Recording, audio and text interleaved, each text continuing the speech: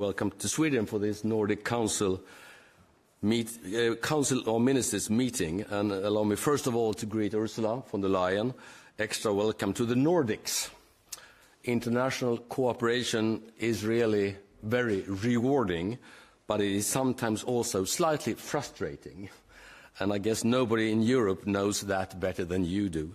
So we want to tell you that we do appreciate your temperament and your honest sense of urgency in the world we live right now. Europe needs it and you right now. So most welcome to Stockholm. Today's meeting has covered how to enhance our common security and competitiveness in times where European and Nordic cooperation is more important and closer than ever before. The Nordic region is one of the most competitive regions in the world. In fact, as a club, we are the world's 12th largest economy, and in that sense, big enough to be part of the G20. We are world leaders in industrial innovation, in green technology, mobility, digitalization, and, not least, forestry. We have a strong legacy as leading democracies, and we rank very high for quality of life, innovation, and happiness. We take full responsibility for our own security, and we do support Ukraine for them and for ourselves. And during the meeting today, we have reaffirmed our ambition to become the world's most integrated region by 2030. Thank you so much. And now over to you, or over to Ursula. Over to our distinguished guest. Yeah, thank you very much. Thank you very much, all of you, for inviting me here to the meeting of the Nordic Council. I think of the Nordic countries as the Polaris of the North, we would say the North Star of Europe, because very often you show the way. First on readiness and preparedness. I think we can all agree no one does it like you. In the North, readiness runs through society. From the shelters in Helsinki to the Cadet Academy in Copenhagen. I've seen it for myself. Just last week in the European Council, we decided to move forward on Europe's roadmap for defense readiness by 2030. And after that, we discussed how to maintain our strong support to Ukraine. Your support will be essential, as it has been essential in reaching our goals. And of course, our experience and is fed by your experience and your knowledge on that. It goes from monitoring the Arctic in the north to deterring a rogue neighbor in the east, and all this will serve as a guide for all of Europe. My second point is on competitiveness. Our dinner with business leaders in Sweden was very informative for me. I heard a lot of inspiring stories yesterday, because here is excellence in the room. But I was just as interested in the challenges as I was in the progress that has been shown forward. We know what hinders competitiveness in the European Union. There's a clear lack of access to capital for scale-ups. There's red tape. Permits take too long. A fragmented single market and high energy costs. We're working very hard on all these topics across all strands to simplify, to clarify, and to accelerate. Here our guiding star is the Draghi report, and together we're preparing our clean tech future. And here again, we're looking at the Nordics. Not long ago, your region depended heavily on fossil fuels.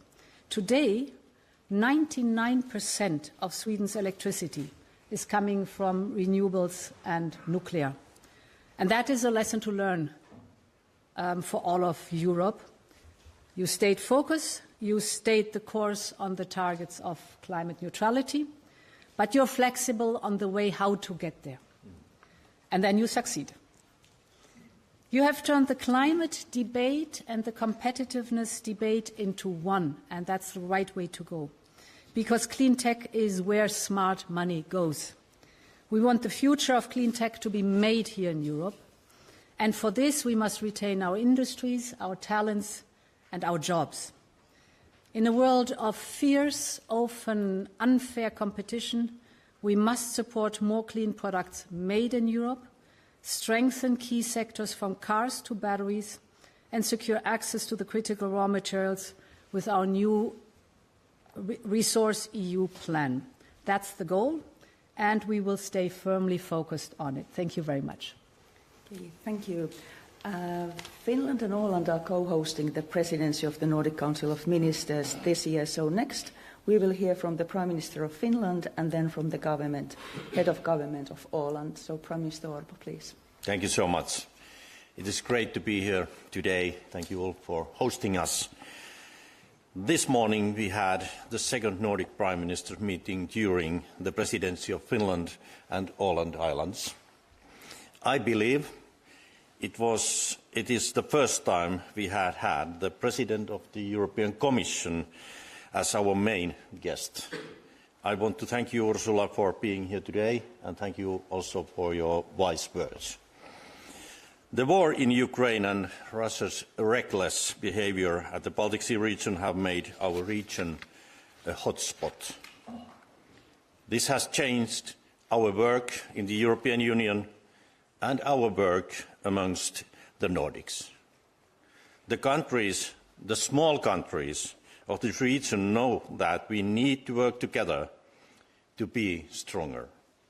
And this is what we have also discussed today. Our second theme today was competitiveness. For me, it is also a key theme. We, the Nordics, can be considered as forerunners in competitiveness. We created free movement for our citizens decades before the Schengen Agreement. We are leaders in innovation and in areas like clean energy and technology, but we need to do more. Also here, working together is the key. I think this morning's meeting have had an air of determination and also hope. Anyone who follows the news can see that the Nordic countries must stand together, as well as Europe must stand together. It is expected that politicians, businesses and civil society will work together to build a stronger Nordic region and a stronger Europe. With our own clean energy, our own supply chain and our own defence, but also with sustainability, equality, competitiveness and education for all. Thank you. And then we will proceed in the order of time in office, and I'll give the floor to the Prime Minister of Denmark, please. Thank you, and first of all, thank you, Ulf, for hosting us today. Right now we face the greatest threat since World War II. Russia is trying to weaken our societies and to divide us. But they shall know that they will never succeed. So first of all, we have to continue our strong support to Ukraine. They are the first line of defense for the entire Union and our continent. Secondly, we have to rearm ourselves. I'm very pleased that we now have an ambitious roadmap. We have to be able to defend ourselves by 2030 at the latest, and I think all of us in the Nordic region want to work even closer together on defence readiness. We also have to work closer on economy, competitiveness, and, as you said, Ursula, green innovation, and that is exactly what we are doing now through simplification and through our strong efforts to setting an ambitious 2040 climate target for the European Union. At the same time, I think as Nordics, we have to hold on to what is most important, to the most important values that we have in the Nordics, our trust in each other, in our societies, our welfare systems, that we take care of those who need a strong welfare society, the freedom to walk in our streets, to be who you are and to say what you want. For us, democracy is a question of human dignity. It was a former Swedish Prime Minister who said that 50 years ago, and I couldn't agree more. So let's keep this in mind as we continue to strengthen the ties between us. Thank you so much. And next, Prime Minister of Norway, please. Thank you so much, and thank you, Ursula, for being here. I think I went directly to a Nordic meeting after I was elected Prime Minister in 2021. And now, having been re-elected and thinking back of those 4 years, how much the Nordics and the Europeans are integrated and how many of the challenges we have to face together, it really strikes me at this juncture. So on competitiveness for Norway, obviously, it is the EEA agreement, which makes us an integral part of the internal market. And by that, we are participating in a lot of the very critical issues we are now doing on defense integration, military integration from our industries, programs to develop the necessities to take care of our security. That is absolutely key, new common initiatives. And on security, I mean, a few months after I came to office, we had the full-scale invasion, and Ukraine has served as a awakening call to what is the security landscape in Europe. It is a strength for all of us that we can approach this as a common Nordic family and a common European family. So supporting Ukraine, doing it in the smart way, I think we, the Nordic countries, probably have the most experience in that, because we are doing known things, and we are also innovating in the way we do our support to Ukraine, and I know that that is also being reflected in the broader European approach. Final remark, we've also had among the Nordic Prime Ministers today a brief discussion on the need to coordinate our work against organised crime, against gangs, against drug trafficking that is really feeding organised crime in modern Europe. I'm very happy to see that among the Nordic countries we have police intelligence working closely together. That is important, and we have to deepen that. And also, you know, a theme of protecting our youth. We discussed at the meeting with the President. Some of us are now putting proposals out for an age limit to access social media, which is also an important part of looking after what I would say daily life security of our youth. Improving their school results, improving their mental health. There's no way around addressing this issue.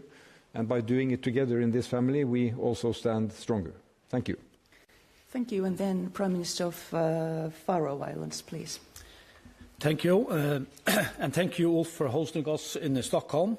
I am also very pleased that EU Commission President von der Leyen is here today. The EU and the Nordics are not just close neighbours, but close partners united by democracy, the rule of law and human rights. In these uncertain times, it is more important than ever to meet with like-minded partners. Let me briefly highlight two key points from today's meeting. First, we discussed strengthening our security, and Europe must do more, and NATO remains the backbone of our security. The Faroe Islands are committed to supporting regional stability and transatlantic security. We actively contribute to allied initiatives and providing port and airport access and participating in joint NATO exercises. Second, we focused on competitiveness. Europe and Nordics are known for high standards and fair competition, but we must find the right balance. Deregulation and simplification is important, so we don't fall behind global players like India and China. Thank you. Thank you. And then last but not least, Prime Minister of Iceland, please. Thank you. I guess being the last, I can echo what a lot of people have been saying here. I think it's been exceptional to have a leader like Ursula at the European Union at this time. It's a tricky leadership to have, to speak positively about sometimes a negative development. But obviously Iceland isn't part of the EU, but like Norway is a part of the EEA. This is our biggest trading partner. And so we value any relationship that deepens that market. I also want to comment just shortly on security concerns, because obviously Iceland has been very active in the support To Ukraine, I mean, we are a small nation, so in absolute matters, it will never be great. But in terms of signaling, it's important that we understand the threats that are transpiring. But our message has also been to this group, both the Nordics, but also at the EU level and at the NATO level, that people need to be looking north as well. They need to be looking up. If we see threats from Russia, we should also be looking at those threats from the north. And I was very recently just in Greenland, and we were having these similar discussions, and the Prime Minister of Denmark and I have also discussed this, that we can't be naive in that region either. And we've seen very quick developments when it comes to sort of security culture in Iceland as of recently, that we're aware of strengthening our presence in that area. But it needs to be on our terms. Iceland doesn't have a military, but we've been an active part of NATO. So we're strengthening our host nation capabilities. And we're also always emphasizing, even though we have a very strong Nordic cooperation and a strong EEA cooperation, that I mean, the connection with the U.S. is always going to be a strong backbone to everything that we do. I just want to say towards the end, when it comes to this Nordic relationship, we share values that are under threat right now. We have been a guiding light when it comes to democracy, when it comes to human rights. And I just want to echo what Prime Minister Frederiksen said. When it comes to trust, we're worried about security concerns. We need the backup of our public. They need to believe in us. They need to believe in our institutions. So we're also worried about misinformation, about social media, how we talk to each other. So this is a big political engagement topic that we need to take forward. And I'm looking forward to further collaboration. Thank you.